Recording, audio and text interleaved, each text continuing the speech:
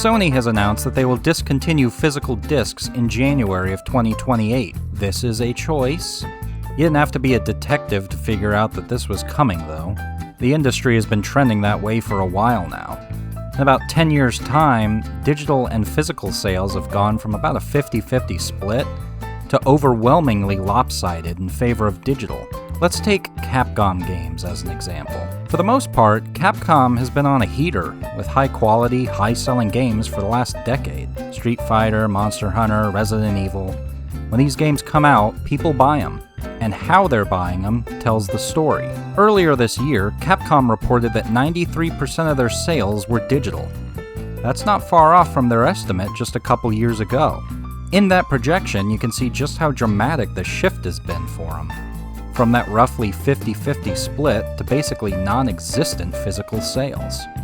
But wait, I hear you say, half of those digital sales are PC sales, through digital vendors like Steam. And yes, you are correct. But if your knees hurt like mine, then you're old enough to remember that computers once upon a time also took physical media. People aren't really clamoring to buy 7 discs for Grand Theft Auto anymore. And if they are, they're a crazy small minority. Small enough that the industry has decided to leave them in the dust. GTA is a good example because this announcement from Sony comes off the heels of Rockstar's similar news. No physical discs for GTA 6. Again, not really surprising, but Grand Theft Auto has been a bit of a different beast for a long time.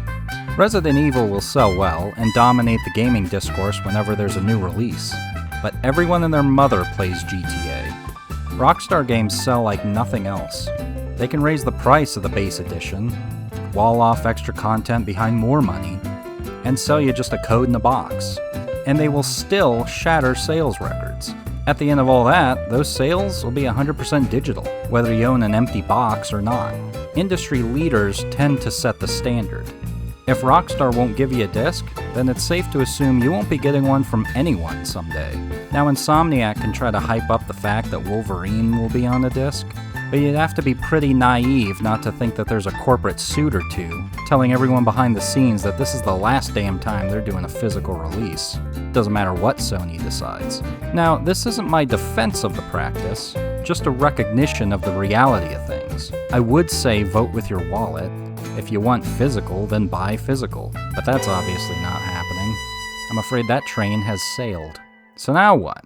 Well, hang tight, I guess. The digital deals on games are usually pretty solid from time to time.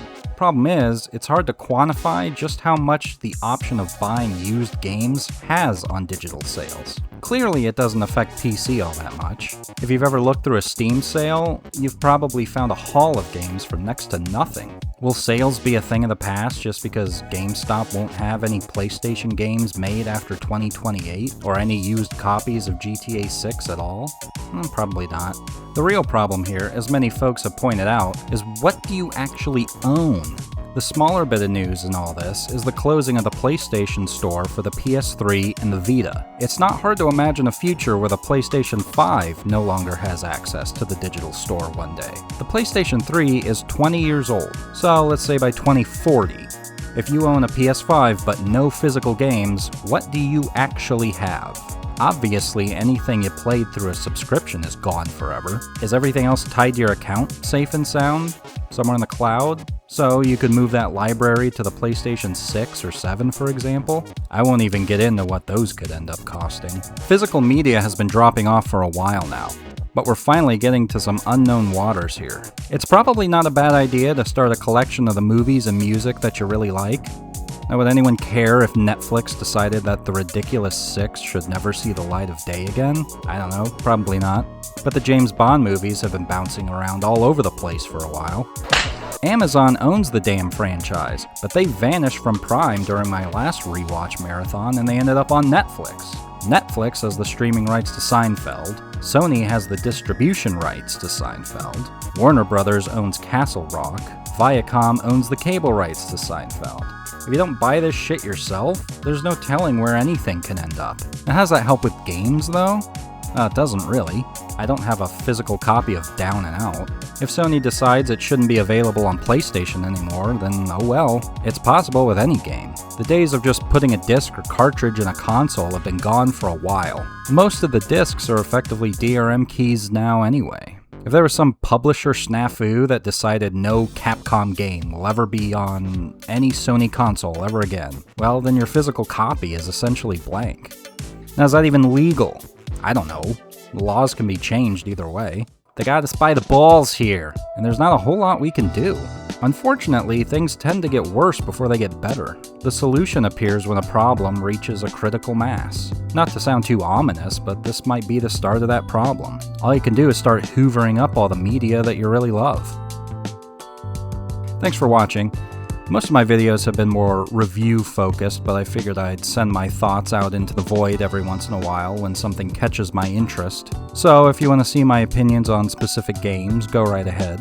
Next proper video will be Sherlock Crimes and Punishments. I was planning on taking a bye during the holiday weekend because I was sick anyway, but meh.